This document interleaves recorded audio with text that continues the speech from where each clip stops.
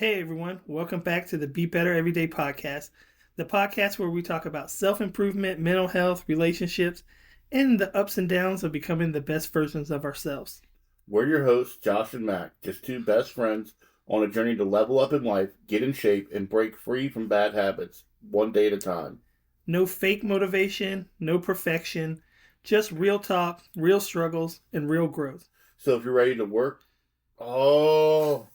we were so close. We could both read. We were so close.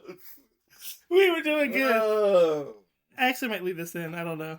Welcome to the Be Better Everyday podcast, the podcast where we talk about self-improvement, mental health, relationships, and the ups and downs of becoming the best versions of ourselves. We're your hosts, Josh and Mac, just two best friends on a journey to level up in life, get in shape, and break free from bad habits one day at a time. No fake motivation, no perfection, just real talk, real struggles, and real growth.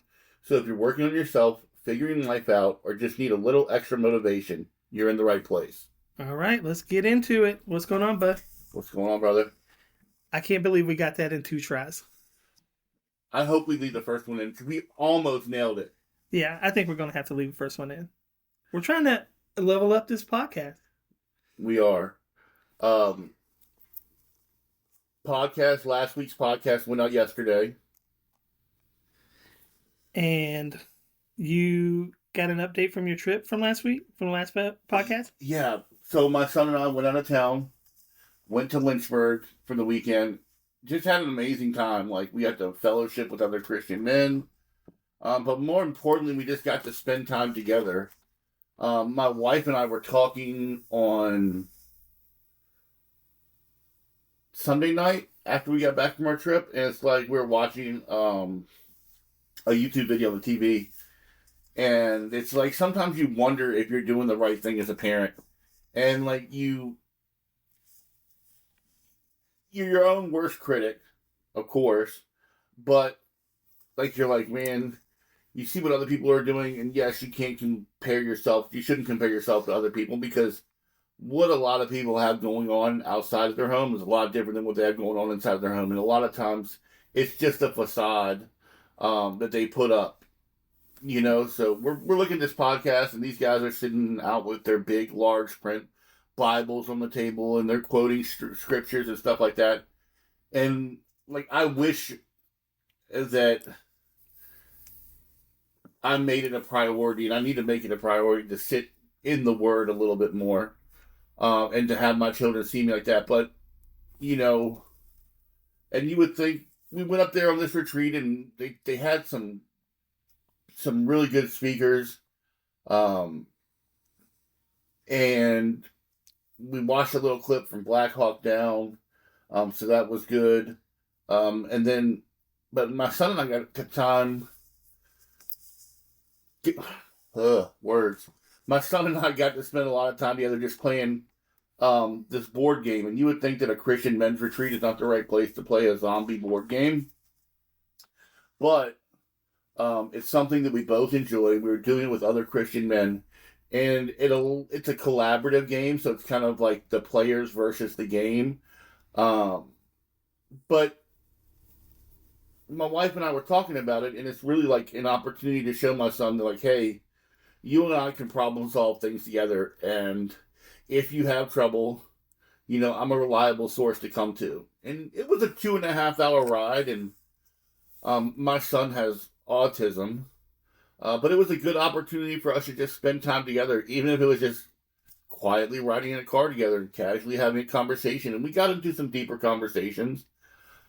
He's 17 now, and he's a young adult, and he's coming into his own, and we were talking about what life might look like for him going forward as an adult, and some of the concerns that his mother and I have. But, it's just a really good opportunity for the two of us to get away, get out of town.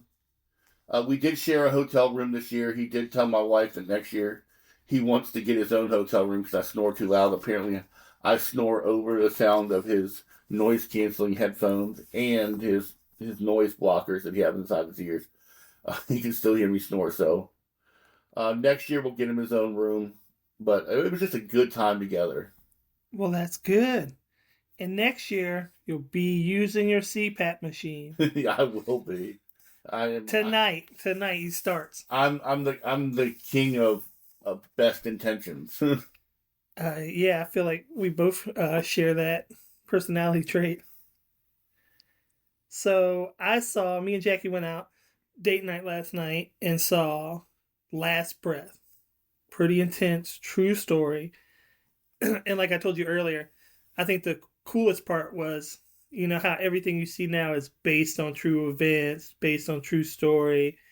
This says this is a true story. And it makes like a point at the beginning. So because like I told you, uh, there's actual footage of the whole thing actually happening, because that's how the ship communicates with the divers, was by these things they call the umbilical cord, and it runs video feed and audio feed to the divers down at the bottom of the ocean, fixing our oil lines and stuff. Woo!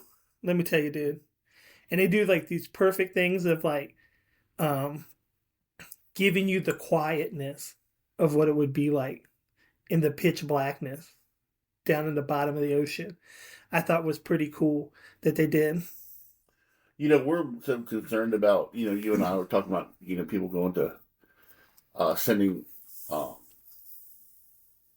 sending people to Mars and stuff like that, and there's parts of the Earth that aren't even, especially if underwater. There's so many areas that haven't even been discovered yet. There's species that are down there that we've never seen before, just because they're at a depth. They've learned to survive at a depth that we can't even, fathom. Like the anglerfish that has a little light in front of it, Mm-hmm. draw you in. That's pretty sweet. There's they've learned to survive at a depth that would, crush the human body to even would try to withstand the pressure that you can even come up from. Oh no! Like if you went, because this story takes place, they're diving at 300 feet under sea level. So, and they were like, if you try to come up or something happens and you have to come up, all your organs inside of your body will literally explode inside of you. And that was the thing. A lot of the problem they had with that. Remember that Titanic, that commercial ship. That crushed it like a soda can. Yeah, they were using like a Nintendo 64 controller to hey, N64 is coming back out this year. I think it's this year that they're re-releasing N64. That'll be all the games in 4K. Maybe they were using that controller. Another thing that, if we want to go back a couple podcasts to our goals podcast that we talked about, my wife and I have booked a family vacation for the end of the month while the kids are on spring break.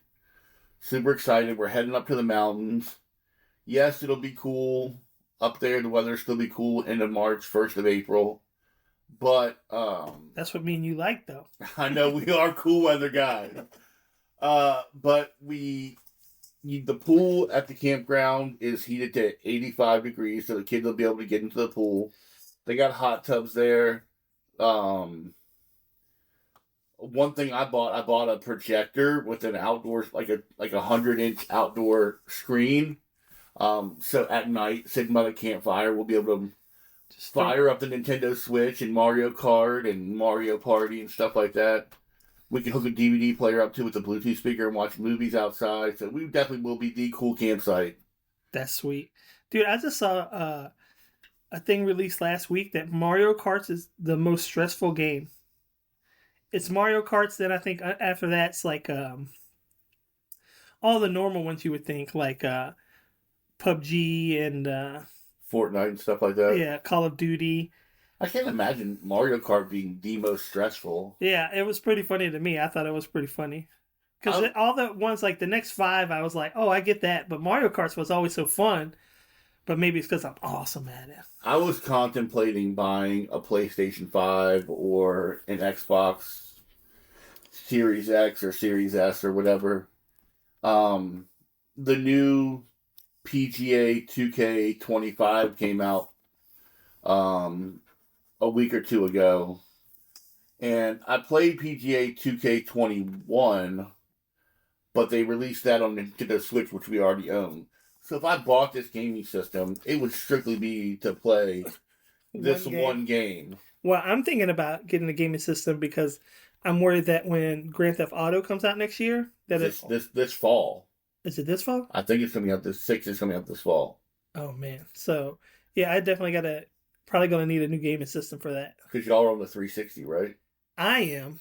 Or no, I'm on Xbox One. Xbox One. And then my son's on the X, so he'll be fine. Yeah. It's just me. I gotta get that good operating system. But then it's like, do I want to spend $700. $500 on a PlayStation 5? I do like, they have the ones that are, no disc required, digital download only, but they're kind of painting you into a corner of like you can't buy used games or anything like that. You have to pay full price for every game. So I don't think I'm gonna get. It's not a money issue. I can definitely buy one today. That's not the issue. But it's like, do I want to invest that kind of money? Is that a wise investment? I know that could be like a weekend getaway for you and Bethany or something. Oh, definitely. Yeah, $500, Yeah. $700. By the time you talk about an extra controller and the game and That's what I like to pay for cars. exactly. But yeah, so Welcome to the Be Better Everyday podcast where we talk about video games and cars. we just talk about life. Let's just talk about life. Yeah, that's what we talk that's the other thing is like, do I want to give me one more excuse to spend hours on the recliner and not doing the things that I need to do? Yeah, true that. But they are good mental health. Sometimes it's good to just kind of just zone out for a little while and focus on take yourself away, but you can't use that as a permanent way to escape reality. Yeah, but also there's the turn point where they did a study where I think it was brain surgeons specifically, but I might be wrong. It might just be surgeons that play video games make 26% fewer mistakes and have a I forget the percentage of how much faster they complete surgeries too. And, completing surgery faster means the patient's under anesthesia longer. There's less opportunities for, complications there. But I imagine it has something to do with, I think St. Mary's, a lot of their internal surgeries are done robotically. And That's the future. some of these younger surgeons that are coming up that have had experience gaming, a lot of these older surgeons that are kind of aging out of practice and stuff like that, are looking at retirement. They don't want to learn these new practices, such as robotics. But these younger guys that come up in the video game era, especially, I guess it was really PlayStation 1 where they transferred over to the dual thumbsticks and stuff like that. Where gaming got real. Exactly. But I think, Nintendo 64 had a single thumbstick. Yep. And then when you got to like PlayStation 1, the PlayStation 1 didn't have a thumbstick. It was just the 4. No, I had dual thumbsticks, I'm pretty sure. On PlayStation 1. Well, anyway, I know PlayStation 2, they definitely went to dual thumbsticks. I remember Gray Controller with dual thumbsticks, so okay. That's one. Yeah. So, guys that came up that are our age or, in our demographic and younger, those guys definitely have an advantage on those robotics type surgical instruments. And we're not, what's the term, Luddites or whatever it is, where you have a hard time with technology because you're old. My wife was telling me when they first got their first, Nintendo with the square controller. I swear I had indents permanently in my hands from gripping onto that square controller. But her dad, they got it for Christmas. They played it Christmas Day or whatever. Kids went to bed. Her dad stayed up that night just to try to get past that first section in Mario where you get the mushroom and the 2 coins and just could not figure it out. Never played again. Yeah, I think my dad was the same way. I think I only got him to play a couple times ever. And he was like, this isn't for me. But that's another thing. My son is super into... Yeah, our kids will smoke us in any game. I remember when I used to let him win at Mario Kart. I had to ease off a little bit, but now Once I Sports ta- games is like the only thing I have a chance in of once I playing my taught him how son. to power slide on Mario Kart, it's forget it. It's over. Yeah.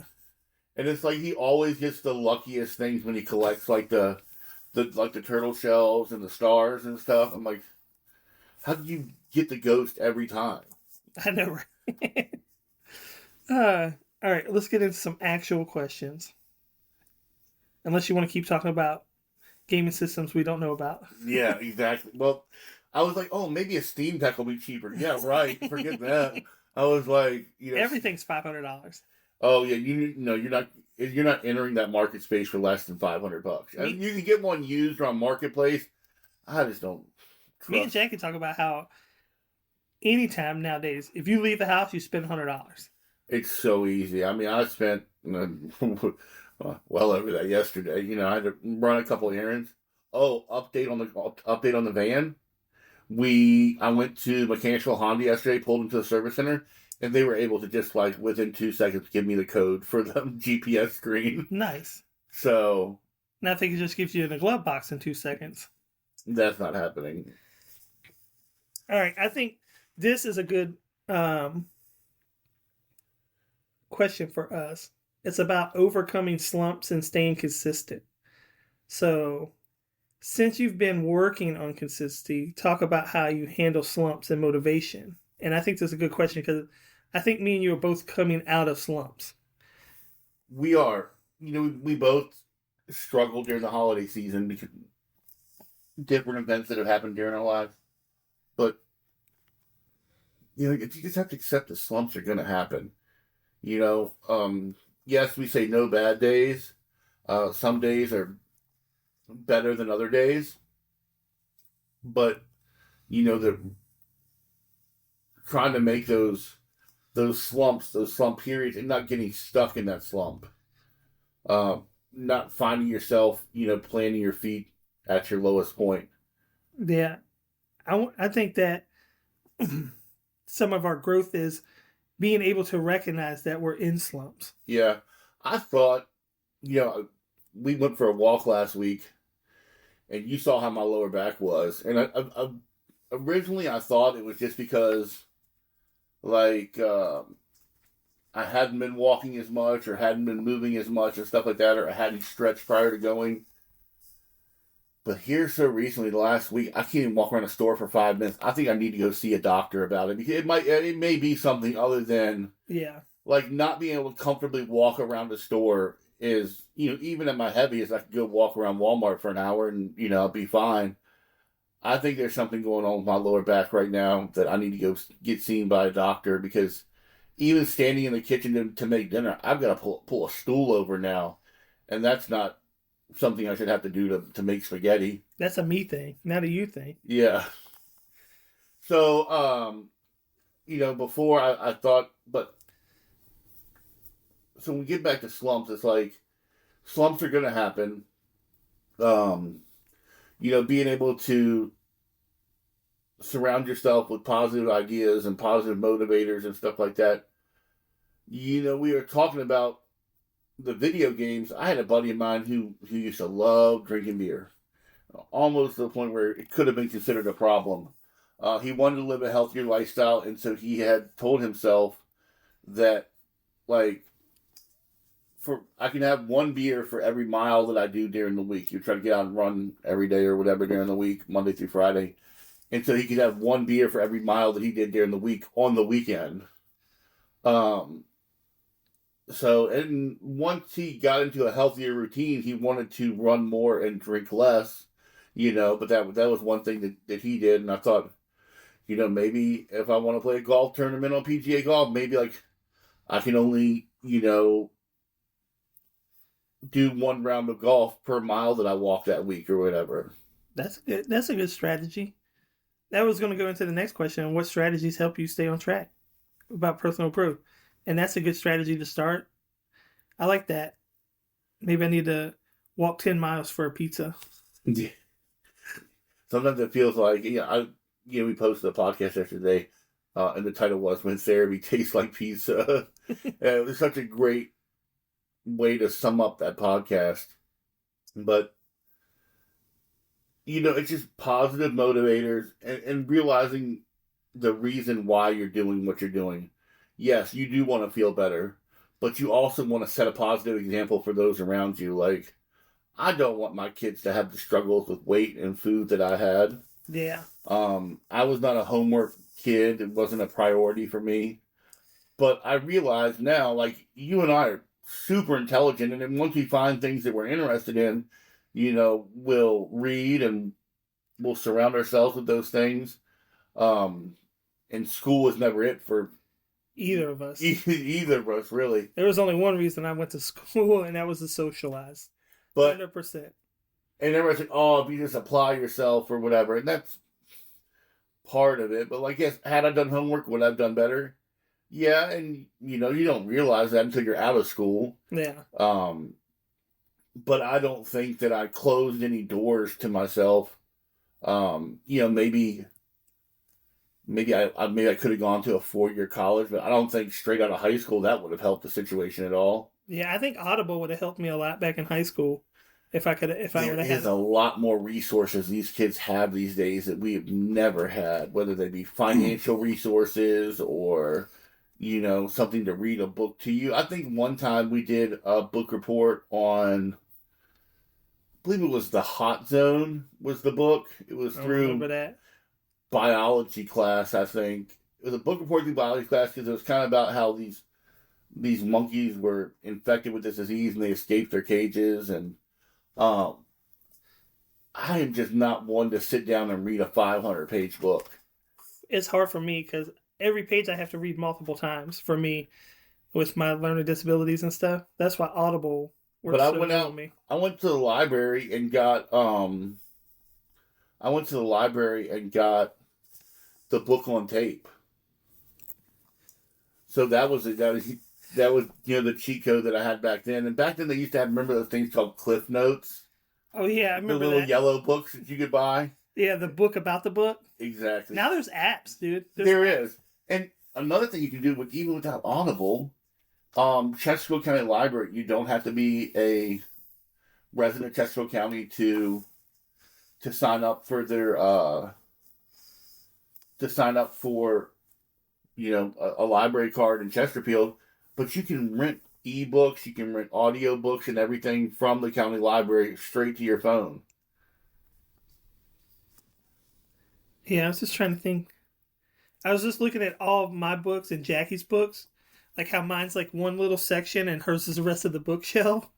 Because there's only like a handful of authors that I can really like read. Like Malcolm Gladwell is like my favorite author, just because for someone like me, he's so easy to read and his topics are super cool anyway. Well, I'd like to read Dan Brown. He's the guy that wrote Da Vinci Code or Yeah. whatever. I still have not read Da Vinci Code. I started with Angels and Demons and went back and never read Da Vinci Code, but I've read all of his other books. He's written Digital Fortress and um, The Lost Symbol about the Masons, and he's a really cool author because he writes about remember that movie with Nicolas Cage where he was the treasure hunter? Oh, National Treasure? National Treasure, that's right. So that's kind of how Dan Brown writes, where like one clue leads to another clue leads to another clue. Yeah. And when you get into places like talking about things like the Lost Symbol and the Masons and stuff like that, and it's areas in DC that you're not completely disconnected from. It's somewhere familiar because they go to places in Virginia, they go to places in DC. Um, Super easy to read and just a really good book. Yeah, like me and Jackie have this conversation all the time because she wants me to read like more fiction books and all the stuff she reads, but she can read a book in a day, every day, if she has the time. For me, it's such a struggle, and um, I only like to read books that are like some kind of self help or self growth or, you know, that help expand who I am. Because it's such a struggle for me to read that it's not very entertaining when you're reading the page 4 times to paint the scene. I'm just like, I'll watch the movie if it has a movie. I did buy a new journal. Yeah, did you write anything in it? Not even your name? No, not even my name. But I did buy a new journal and 2 new pens. Hey, a good pen will help you write. I have noticed that. Um, I did get close to almost journaling a couple of days ago, but I didn't come down the stairs to do it. I was like, oh, I was laying in bed at night and I was like, oh man, I should just journal right now. And then I was like, oh, my journal's downstairs. I'm out. That This close. you were that close. You're right. A good pen does make all the difference. And I'm, in the line of work that I used to do, we used to have to do a lot of reports and stuff like that, and we had to like keep logs and stuff like that. And a lot of times the logs were on the doors, and so you had to run around and like write vertically, so you had to learn which pen so you can write on the wall without the ink running out and stuff like that. Um, I'm such a big fan of good pen. I will spend a couple extra dollars on a good pen. Yeah. I mean, why not? Why buy the cheap ones? Yeah, I'm gonna put this out. I'm gonna put that in the universe. Zebra F402 is a metal barrel pen for like you get like two of them for $7, and they write so smooth. That's my go-to pen. I'm not. It's a ballpoint pen. It writes. It's a fine point pen. It's like 0.05 millimeters instead of like the 1.0 or. I didn't know you were kind of a pen nerd. Oh, dude, I'm a pen aficionado. I didn't know that at all. And the problem is, like, people know that I have good pens, so they're like, "Oh, hey, Hey, can I borrow? can I borrow a pen?" And you're like, "It's like $4 pen, dude." You look, I got my cheap pen on me today. Yeah, I would buy a set of half decent pens that I would share with people, but when it gets down to the last couple good ones, you're not getting one. Yeah. Sorry, I don't have it. Let's talk about some small changes that have or lead to big improvements. For me, it was as simple as going on walks. That changed a lot in my life Mm-hmm. in 2020. I didn't realize Jackie had been spent so many years trying to get me to walk. And then when I actually started going on walks, it changed so much in my life. It is one of the easier things to do. Yeah. And I mean, for 99%, 98%, or whatever it is, you can do it. You can start by walking to the end of your driveway and back. Because that's where I literally had to start was, after my surgery and occupational therapy would come to the house, it was, walk circles around the downstairs, then getting to the driveway, then getting to the end of the driveway, then getting to the end of the street, then the next street, then the next corner, then around the block one time. And, so I literally, you know, built that up, and it became a relationship for me too in 2020 when I chose to make it a priority and my only priority. I think you have to remember why you're doing it. Yeah, I think that's it. And remember where you started at, because when I started walking last year, I made walking, like we said, walking is one of the easier things to do because there's a very little barrier to entry.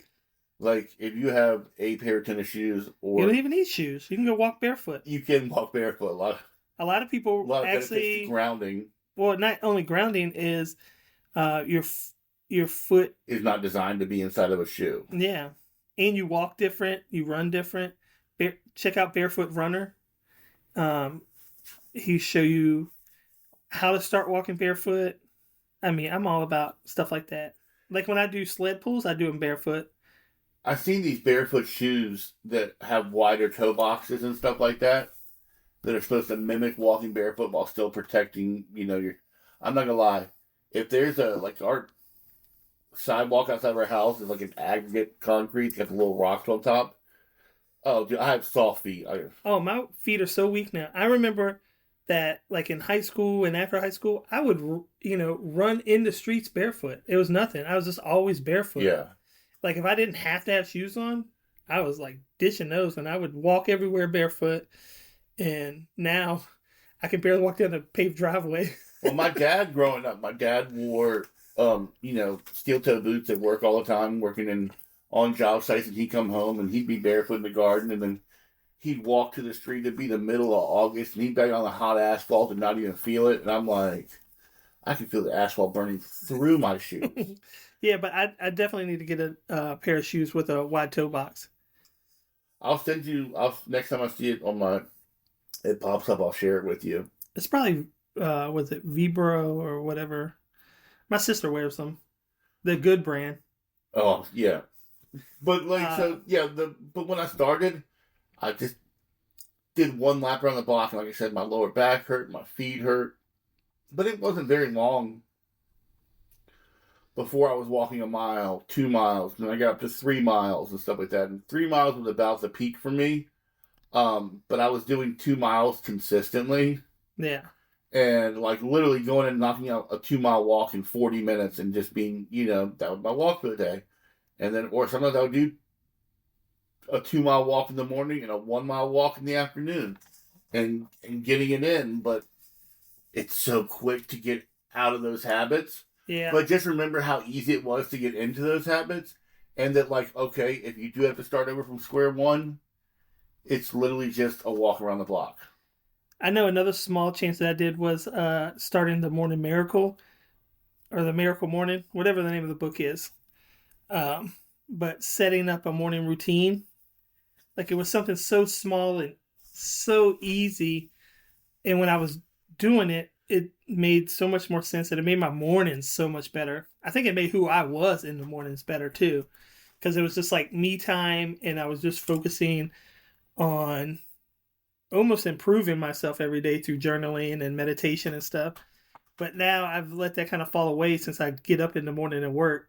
And it's one of the things that I've been, I've actually over the last week been starting to set my alarm 15 minutes earlier.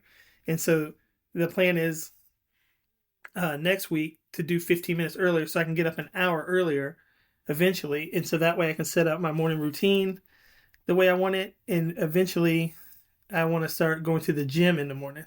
That's my plan right now. I Another thing that was easy for me to do, and not because I wanted to, was I started to enjoy water. I was never a big water guy.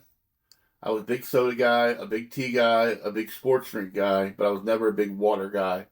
And I was like, okay, I need to drink a gallon of water a day. Yeah. And it's really not that hard. You drink 3 liters, a little over 3 liters, and you're there.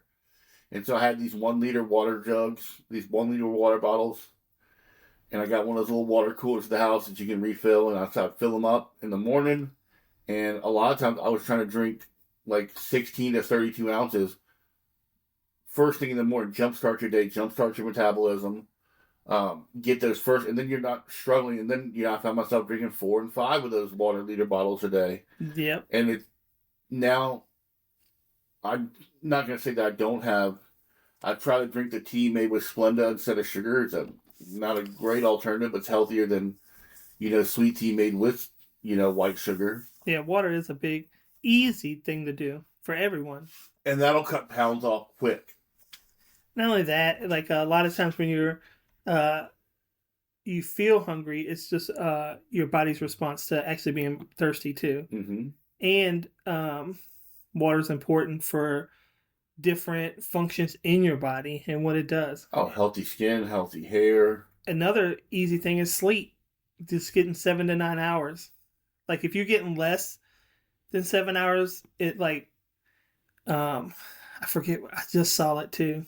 The percentage of all cause mortality goes up if you're getting less than seven hours of sleep a day. Because your Yawning body, as you I say know, that.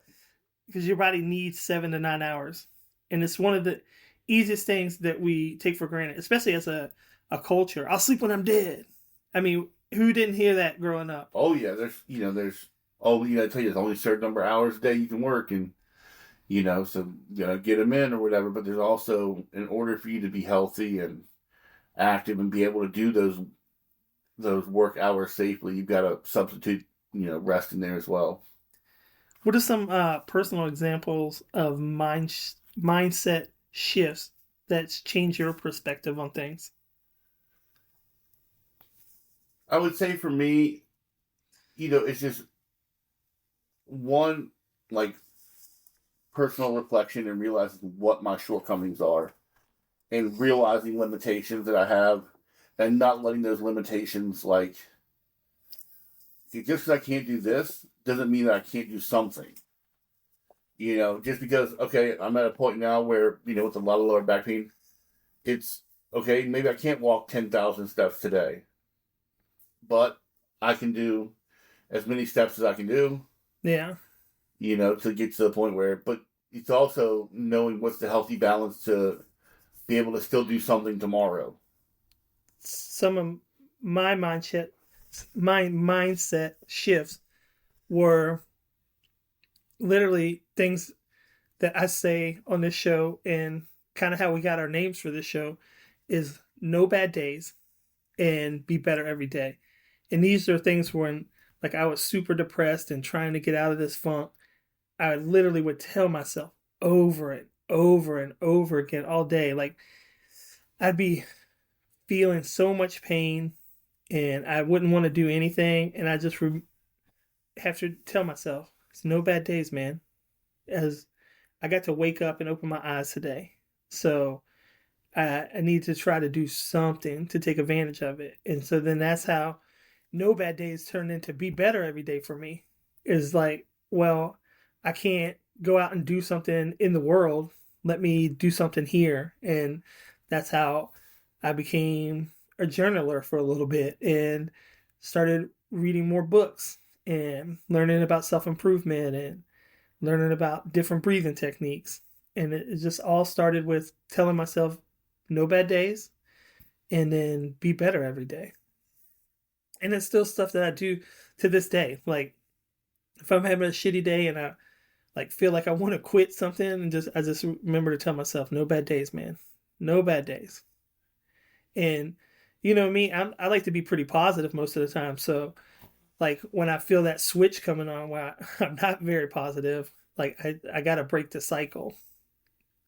So that's two things that I did that really changed my mindset on things. And it's so simple to just tell yourself, hey, it's no bad day. You got to wake up today. Yeah. You might be going through a shitty time. You may be going through court or hospital or whatever, but you get to try again. Like So, this new thing I've been saying. I'm sorry I keep cutting you off, but this new thing is quit tomorrow. Like no matter how shitty today is, you can quit tomorrow. And then tomorrow, when you wake up and it's still a shitty day, say, hey, you can quit tomorrow. I think celebrating small victories, Yeah, that's big. realizing, okay, I did this. Yes, it was not, may not have been the goal that I wanted, but it is the goal that I did achieve. I did achieve something.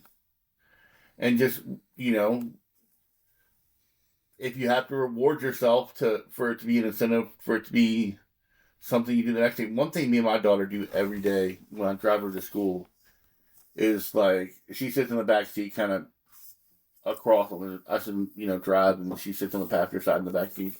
I'll reach my hand back down, reach my hand back there with my 8-year-old, and we'll pray every day. We call it Jesus time on the way to school every morning. And it's like, it's just, just being thankful that we woke up today. Even today, we prayed, like, hey, we know it's going to storm this afternoon. We just ask that you keep us safe, like you always do. Continue to pour your blessings over us, like you always do. And, we know that even though it may be a bad storm with high winds and stuff like that, is that, you're going to keep us safe, and that the rain brings the flowers. And, after the storm, when you give us the rainbow, it's a reminder to us that you'll never flood the earth again. And so be thankful for the rain. That's a good way. And that's reframing your mindset about it. It sucks now because I used to I love storms and rain and snow and all of it. But now, since this second back surgery, any kind of pressure change like this, it just sends me down because my screws get tight. Like this morning, I woke up in a good mood, and as soon as I uh, rolled over to like get up out of bed, my body was so tight because the pressure. I can feel the pressure coming in today because we're getting big thunderstorms this afternoon. And I'm the And I same. was like, I was hunched over. I literally felt like Shrek, like ogre, like walking through the hallway this morning to go brush my teeth and stuff. I'm the same way. I broke my elbow when I was like 7 or 8 years old, second grade. We were wrestling at a fun club after school, and we were playing well, we won't say the name of the game we were playing. It was a football game where you tackle who has the ball, and can't exactly say the name of the game anymore.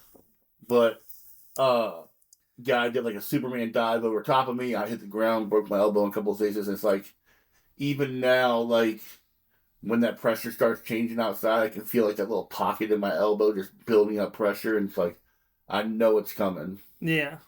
It used to be only like when it would get cold and drop temperatures a lot, but now since the second one, it's like any pressure change. I'm like, Well, ugh. and I'm starting to reach the old man stage in my life. Boy, me too. I got all the arthritis in my back and Well, not everything. just that, but It's just got the I whole old man love scenario. storm watching. I know, me too. I'm like, man, I kind of wish we would have lived in the Midwest so I could be a storm chaser. But like I want we're looking at sometime in the next couple of years buying a home, and I'm looking for one that has a screened-in porch or like a back patio, like a covered area or like a front porch, but specifically a screen porch where you can step there and you can still get the wind, Yeah, maybe a little bit of mist, but you're not getting soaking wet, exactly. and you can watch the lightning. And it's like I'm definitely in the old man stage of life. That's definitely where what me and Jackie missed the most from our old house was that wraparound front porch. Being on that front porch in the swing together and just watching the storm. Like But you said, you get all those different sensations. You get like a little mist. You get the smell when rain comes. It's well, so I told you refreshing. I watched that I sent you the pictures back in December of the house that was for sale. I drove by it yesterday, still for sale, pulled in the driveway and like kind of looked around a little bit. And I'm like, it's been on the market since November, so it's pushing 5 months now. And I think it's probably competitively priced, but I'm like, are they having to reveal that something happened to the house that maybe is the reason people aren't putting offers in? But I mean, Especially in our county. It's my county and your county. It's like exactly. nothing. It's like if something goes for 350, 375, it's like, where's that was, Not only what? that, if something sits on the market longer than a week or two now, it's like, what's wrong with it? A lot of stuff gets sold before it even hits the market. Somebody gets a tip and they put an offer in, or a neighbor tells somebody it's going on the market. Yeah. And How many ghosts does this house have? but the house is the only thing that's weird about the house is it does have a Florida room type thing, but it doesn't have an entry to the Florida room from the house. Oh yeah, I remember when you They showed me that. Yeah. remodeled the kitchen or whatever, and they moved the wall to where the door was, so you have to go outside to the covered patio to get to it. But the Florida room area, windowed in patio, whatever you want to call it, has a fireplace. And it's like, you can imagine sitting up there playing cards or whatever, nice, open the windows up, put some screens in them, and just, enjoying a summer night out there with a fan going or. Exactly. All right, I got another question. How do you stay mentally strong while chasing goals? I think that's something we're both actually working on. Yeah, because, and I don't like to set, hard goals because I think you miss a hard goal and it's so easy to get down on yourself. And it's about, like I said, the small victories, but it's. Yeah, like we learned your 10K goal was a little hot this year. It was ambitious. It was ambitious, yeah. It was ambitious. And I was on the right track, but then, I had some mental health issues and stuff like that. And Couple deaths here, yeah, couple. it really got me out of my routine that I was on. It was still ambitious from jump. It was ambitious from the jump. We were talking about what, like 6 months before? Not even. Not even. Yeah, 4 months. 4.5. Yeah, something like that. And Very ambitious. but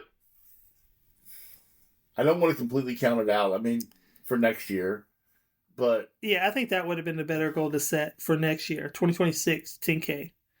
And I think that's actually a goal that I might actually join you on next year. I knew this year was never going to happen for me, so that's why I never said it. and we went on that walk last week, and like I saw We saw the 10K sign. the 10K sign in your neighbor's yard, and like I saw it and wasn't gonna say anything, and then you weren't gonna let me not see it.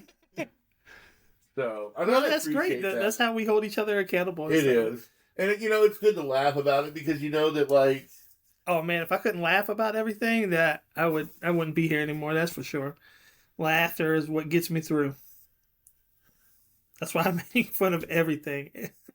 And both of us had that personality where we're kind of BSers. We kind of, and you know, I don't want to say that like I set a bad example for my son or anything, because my son with his autism doesn't pick up on the same social cues. Yeah, exactly. And so like you and I are best friends, and we can joke and BS with each other and kind of pick at each other and poke fun at each other, and that's how we show love. And the same with the guy that lives next door to me and him have become good friends over the years, and we'll kind of BS, and my son sees that. Well, these kids at his school, this is, let's see, he would be in 11th grade now. This happened. We pulled him out so we pulled him out of school 5 years ago, and decided to do homeschool because these kids were actively bullying him. Yeah. And because of the autism and not being able to pick up on those social cues, he didn't know what was me and you BSing with each other and what was actually bullying. I mean, these kids were taking his lunch, throwing him on the floor, and laughing at him. Yeah. And that's not obviously something that we do. No. But I'm not going to waste your food like that. Exactly. And I would never do that to you financially or food wise. I've never unless it was mayonnaise. I would throw your mayonnaise on the floor. But I think surrounding him with other Christian men and getting involved, and because of his autism, he's not overly social, and he has a very old soul. Internally, he's an old man. Yeah, he's definitely older than both of us are. That's for sure. So, for him going this weekend and being surrounded by other Christian men and engaging in conversations and stuff like that, and even playing the board games and collabing with others and stuff like that, he definitely opened up a lot more. And those are good experiences for him to be involved. Positive social settings, are good for him. And we even talked about what adulthood might look like for him, because I think sometimes we do things for him because we think that he can't do it. Well, because it's your kid and you want, Exactly. And so we were watching that show. It's like the spinoff of Young Sheldon, the George and Mandy's first marriage. Oh, I didn't know that was a spinoff. Yeah, so George is the older brother in the show. He gets the girl pregnant. Now they have their own show now that Young Sheldon's ended, called George and Mandy's First Marriage. And her brother in the show, they don't outwardly come out and say, because I think it's set in the early 90s. So they never would have. They don't really talk about autism back then, but he's definitely autistic. Yeah. And he was like, they were like, he's like, his dad's worried because a lot of the similar concerns that my wife and I have is like, what's going to happen with him once we're gone? Yeah. And he was like, he comes down, so he's like, you can do the laundry? He's like, yeah, I can do the laundry. He's like, why don't you do the laundry? He's like, nobody asked me to do the laundry. His mom always just does it for him. Yeah. He's like, so you can start doing your own laundry? He's like, yeah. And so he comes downstairs and he's like, laundry's done. And the mom looks at the dad like, what is going on? And she's like, how'd you get him to do the laundry? He's like, I asked him. And my son's the same way. I can, if I show him something one or two times, he can pick up on it. And yeah. But it's, a lot of times, because we think he has we think he can't, and he really can. There's nothing that he can't do because of his autism, Yeah. He doesn't have verbal tics or anymore. He did when he was younger, but he doesn't have physical tics or anything. So it's not like he's nervous about driving, but it doesn't mean that he'll never be able to drive. And I told him, I said, we can go out somewhere and practice and get you your learners, because passing the learner's permit, learning the stuff, passing the academic portion, is not going to be hard for him. Yeah. But for him, it's going to be, getting out on the road, because he does have some anxiety issues, cars being close, changing lanes in front of him. And those things, I think we all had to deal with growing up and learning how to drive, but it's just going to come with practice. I told him when we go on this camping trip up in the mountains, I'm gonna rent a golf cart. I'm like, well, you can drive the golf cart around the campground. Yeah, that's good learning too. Exactly. So, we talked about what it might look like. Do I think he'll ever go into a traditional office environment? Probably not, but that doesn't mean there's a lot more advances these days. We talked about opportunities for him to work remotely, or there's a website called Fiverr where they hire people to do Oh yeah, Fiverr, yeah. stuff on the computer, and he's great with coding and digital artwork, digital music production, like making beats and stuff like that. He's coded his own video game, and he's put his own music to it that he's produced. So there's things that he can do. Hopefully, at some point, he takes over the editing of this show. Yeah, yeah. Every time Nate comes home on the weekend and I'm about to edit, I'm like, "Hey, dude, when you taking over? We need a producer. we need a producer, editor. We need someone to cut clips, and yeah, we need all the good stuff. And hopefully one day we'll get to a video portion. Yeah, I think we got to have more than like 5 to 10 listeners an episode first. But hey, before I care what my beard looks like before we get on here. But you know what? Like everybody starts with 5 or 10 listeners. Exactly. So friends and family share this. And that's what I put out. Like yesterday, I put out a thing. It was like, hey, give it a listen, give it a share, and give us a chance. It's two buddies having a good time talking to each other, but there is a lot of good information being disseminated. Exactly. I'm looking forward to. I know we just posted the podcast from last week because we recorded Thursday of last week. We're recording Wednesday of this week, and we're trying to get some in the bank. Yeah, I'm hoping where we can do it every other week. And so by next week, we should have maybe we'll check again and see that we have another listening in Vietnam. Yeah, just trying to grow. The last section that I have of questions is food and fitness check-in, which I think now is a good time since we're both coming out of like a little bit of funks, sicknesses, injuries. I feel like all that's kind of like a little bit behind us. We're both coming out of funks. So I feel like this is a good way to end this episode. So let's do an update on your fitness, and then we'll do an update on nutrition. Or actually, we can do nutrition first because that's probably the easiest for both of us. Mm-hmm. Mine is getting there. It's still kind of shitty, but mine is actually getting there. I'm starting to cook rice and stuff again, so I'm getting there. I was really hoping to meal prep on Sunday, but I just kind of let Sunday get away from me, which was okay because me and Jackie were just having a ball, hanging out, laughing and joking.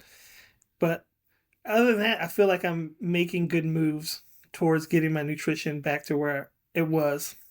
And so I definitely started making some healthier choices.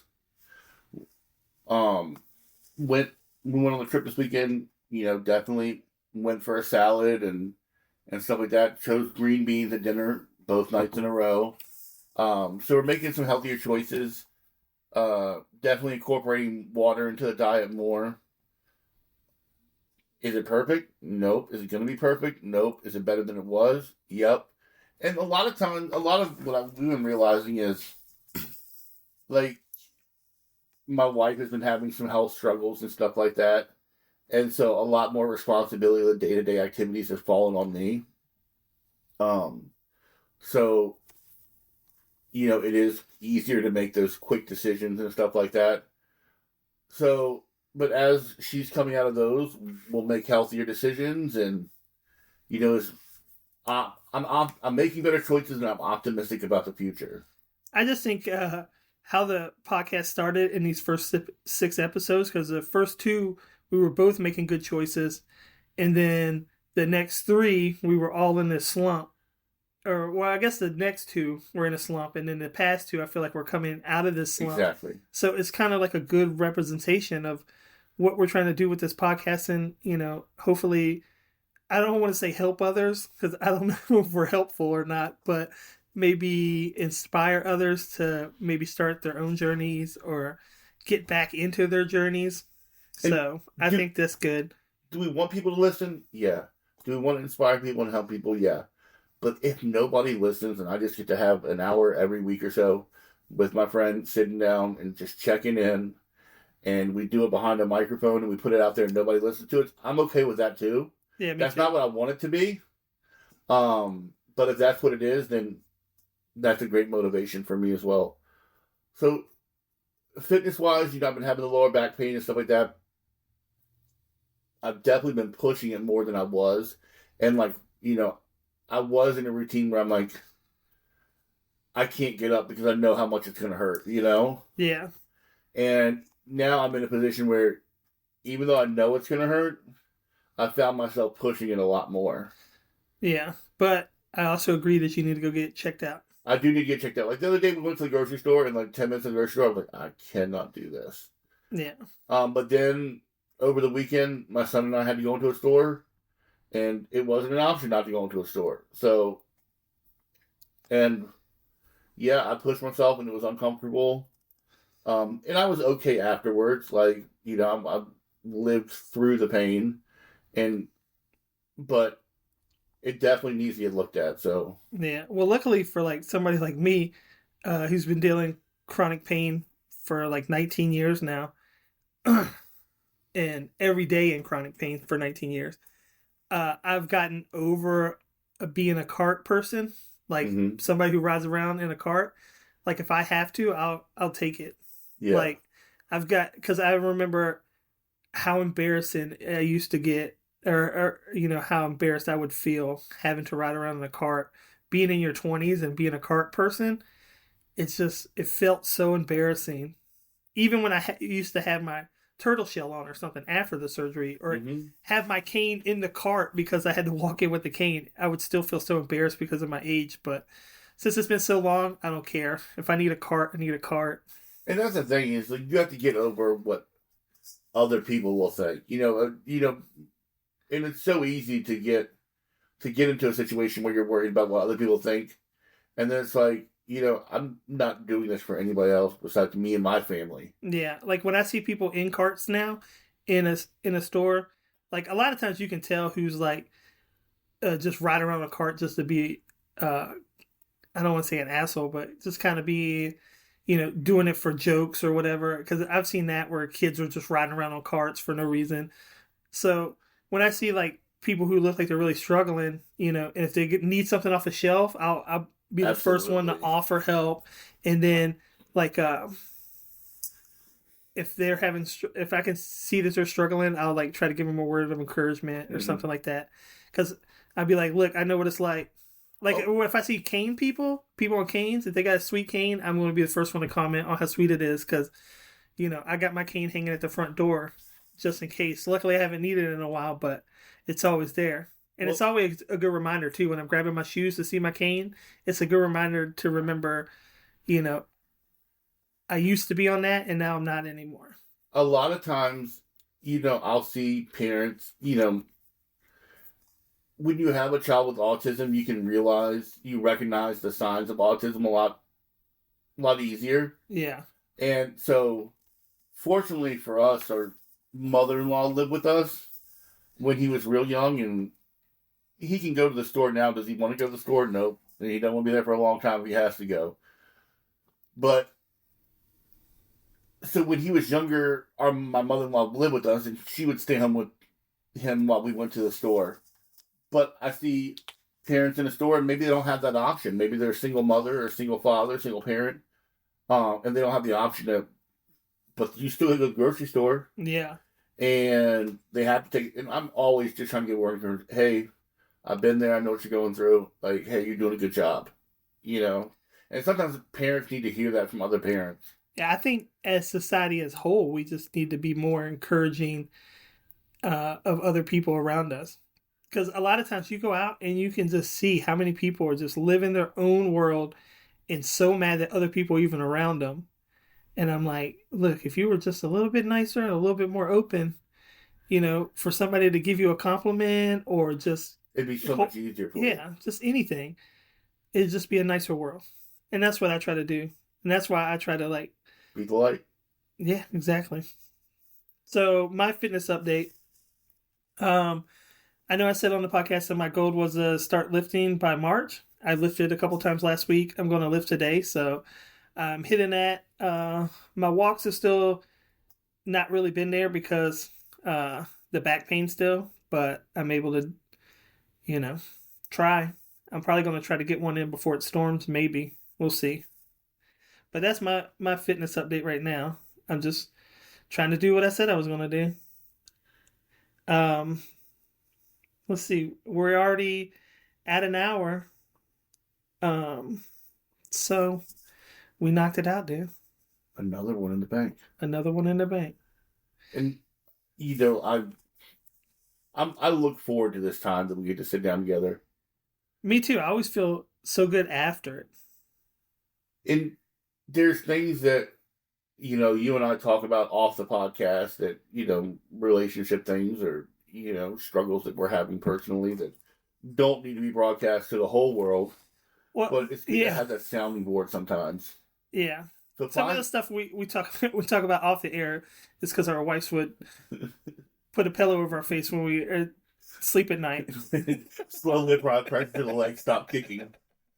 But it's it's if I can encourage someone, find a sounding board, an unbiased third party that's not involved in, your life or your relationship or anything like that, that, can just be, sometimes you just need to just get it off your chest. And that would, because sometimes you hold on to things and it builds up resentment and it builds up anger and it builds up aggression and stuff like that. And sometimes if you were just able, that's why I'm a very strong advocate for therapy, or just having a friend that you can reach out to that not doesn't live with you or isn't involved in your household, or to just get some things off your chest. Yeah, I think a good 80-90% of stuff, if you just have a sounding board, even if they, don't even really give you good advice or any advice, just listen to you, just getting it off your chest is a lot of it. But you also need a sounding board that ain't gonna kiss your ass. If they're gonna hold you accountable, that's what like sometimes Josh will tell me, dude, you might not be in the right on this one, and I need to hear that sometimes too. Yeah, I think we all do. Um, what else do we got? Anything for today? Quote of the day. Oh yeah, quote of the day. You get us with the quote of the day today. Let's see. From the Josh quote of the day was, even if you go for it and it doesn't work out, you still win. You had the guts enough to head straight into something that frightened you. That type of bravery will take you places. Evan Sanders. Ooh, I like it. I don't know who Evan Sanders is, but Me either. I used to look up who these authors I didn't know or whoever said these quotes I didn't know, but now I've seen so many quotes. It has been so deep for I don't know 3-4 years that it's so many different people. Evan Sanders is a actor and singer. Oh, and he was a video jockey, remember back when MTV used to have Oh yeah, VJs?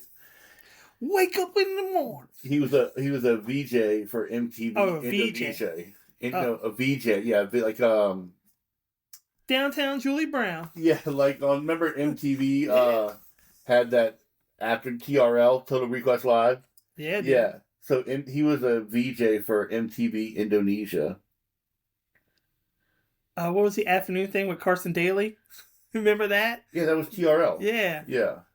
And all the bands and everything would stop by. Britney stopped by. The boys, the Backstreet Boys would stop by. I was looking at something on Facebook the other day. It was like things that are becoming 25 years old this year. Oh And yeah. it's like uh the real Slim Shady song is becoming 25 years old this year. Oh, dude, one of the previews last night at the movie theater was their March 20th. They're gonna be playing the Rad movie back in theaters. I think I sent you the trailer for it today. I don't know if you remember that where they ride BMX bikes. It was from 1986. Oh, yes. So they're it's hitting a milestone. So they're re-releasing it, and there's a documentary to go along with it. Oh, okay. So we were sitting there about to watch this movie about scuba divers, and then that came on, and I was about to lose my mind up in the movie theater. And I was like, 1986? Well, Beth and I are going. We were talking because around spring break is when the warmer weather things start opening up. So Snow Shack's going to be open again over in Old Mechanicsville, right up the road from your work. We'll definitely hit it up for a Snow Shack. And the drive-in theater should be opening. Oh yeah, I haven't been there in a hot minute. Yeah, Noah and I went and watched the Super Mario movie last year. There, that was the first time we had gone. But now that we have the van, we can take the whole crew. We can like open the back up, put the seats down, They can sleep if they want to sleep. get comfy. I think the last time I went was Nate was little, like still in like super deep into Marvel. I think we watched a Marvel like triple header out there. Which means Nate watched one and slept Nah, through two. Nate's like me. He's like once you're up, you're up. He's got like that quality from me, and then he has the super late night out from Jackie from Jump. It was awesome because Nate from birth like slept through the night, but also it was not awesome because once he woke up in the morning, he was up the entire day. Mm-hmm. So when you're trying to recover from back surgery and well, when your wife's trying to take care of you from back surgery and a newborn baby, it's a lot going on at one time. Yep. Just looked it up. March 28th. Drive-in's opening. So that'll be good. It's good to do because it's like $25 for a carload, and you get double header. That's a free promotion. So if you want to give us a, No free ad. I was just thinking when you brought up the drive-in, I was like, we didn't shout out anything for trying to get free sponsorship. Yeah, Gooseman Drive-in, reach out. Hey, if you need somebody to come review movies, we're your guys. All right, guys, be easy this week. Yeah, and remember, be better every day. Yep.